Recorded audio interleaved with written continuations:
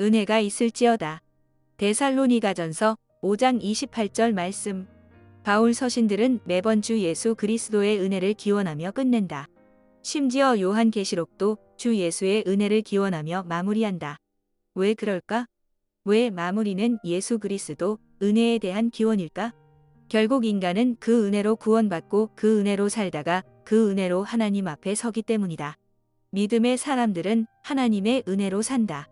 노아는 여호와께 은혜를 입었고 야곱은 하나님의 은혜로 자녀와 소유를 얻었다. 이스라엘 백성은 하나님의 은혜로 번성하였고 강해졌다. 솔로몬은 아버지 다윗이 주께 큰 은혜를 입은 자임을 말한다.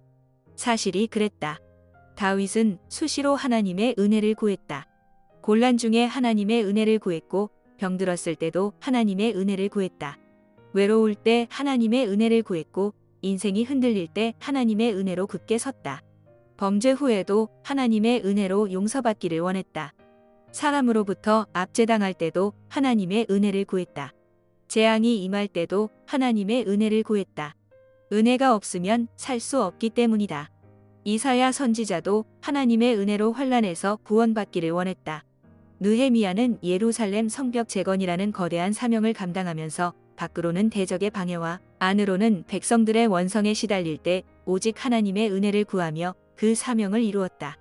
예수님의 모친 마리아는 하나님의 은혜를 입은 여인이었고 아기 예수는 그 위에 하나님의 은혜가 충만했다. 인간의 구원도 하나님의 은혜로 이루어진다. 예루살렘 총회는 구원이 하나님의 은혜로 된다는 결론을 내렸다. 그리스도 예수 안에 속량이 있고 사람은 그 속량으로 의롭다함을 얻는다. 구원이 인간의 행위로 되는 것이라면 은혜가 은혜 되지 못할 것이다. 하나님은 허물로 죽었던 우리를 그리스도와 함께 살리셨다. 은혜로 이루어진 구원이다. 우리는 그 은혜에 의하여 믿음으로 말미암아 구원받았다. 이것은 우리에게서 난 것이 아니요 하나님의 선물이다. 은혜가 아니면 구원을 이룰 수 없다. 직분이나 사명을 감당하는 것도 하나님의 은혜이다. 사도 바울은 말한다. 내가 나 된 것은 하나님의 은혜로 된 것이니 내게 주신 그의 은혜가 헛되지 아니하여 내가 모든 사도보다 더 많이 수고하였으나 내가 한 것이 아니요 오직 나와 함께 하신 하나님의 은혜로라. 아프리카 선교의 개척자였던 데이비드 리빙스턴도 말한다.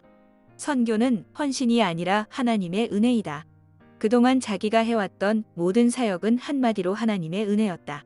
마게도니아 교회는 하나님의 은혜로 환난의 많은 시련 가운데서도 넘치는 기쁨을 누렸고 극심한 가난 속에서도 풍성한 연보를 넘치도록 드렸다.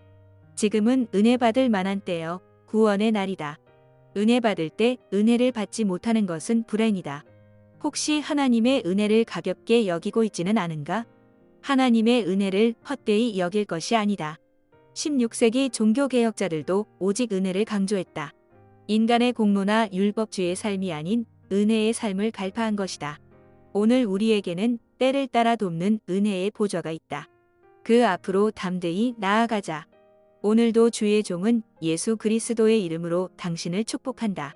여호와는 그의 얼굴을 내게 비추사 은혜 베푸시기를 원하며 여호와는 그 얼굴을 내게로 향하여 드사 평강 주시기를 원하노라. 우리 주 예수 그리스도의 은혜가 너희에게 있을지어다. 아멘.